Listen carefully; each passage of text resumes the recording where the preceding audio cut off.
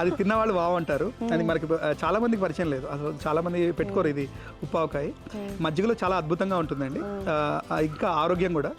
ఇంకోటి ఏంటని చెప్పేసి అంటే ఈ యొక్క ఉద్యోగం చేసే వాళ్ళు ఎవరైతే ఉన్నారో ఖచ్చితంగా ఈ విధంగా ఈ జొమాటోలు తర్వాత వేరే వేరే అంటే వేరే యాప్స్లో కాకుండా స్వయంగా వాళ్ళ ఇంట్లో కొంచెం కనుక అన్నం వండుకుంటే చక్కగా పెరుగన్నం వేసుకొని తింటే ఆరోగ్యానికి గట్ పవర్ పెరుగుతుంది. ఆ తర్వాత రుచిగా తినొచ్చు.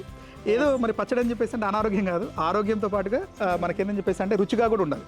కేవలం ఆరోగ్యంగా మనం ఉంటే కూడా సరిపోదు, రుచిగా కూడా పచ్చడి ఉంటే ఇంకా చాలా బాగుంటుంది. కాబట్టి ఆరోగ్యకరమైన రుచికరమైనటువంటి పచ్చడి ఈ ఉప్పావకాయ. మనం ఈ హడావుడిలో పడిపోయి అంటే ఆఫీస్ హడావుడిలో పడిపోయి మనం బయట నుంచి పచ్చళ్ళు ఆర్డర్ చేస్తూ ఉంటాము.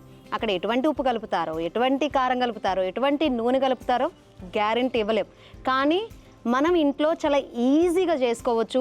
అంత ప్రాసెస్ మాకు తెలియదు అనుకునే వాళ్ళకి, ఆవకాయ పచ్చడి ఎట్లా చేయాలో తెలియదు అనుకునే వాళ్ళకి ఇది మాత్రం మంచి ఆప్షన్గా చెప్పొచ్చు. ఒకసారి ట్రై చేయండి. ఉప్పు ఆవకాయని మాత్రం డెఫినెట్గా ట్రై చేయండి, చాలా అద్భుతంగా ఉంది.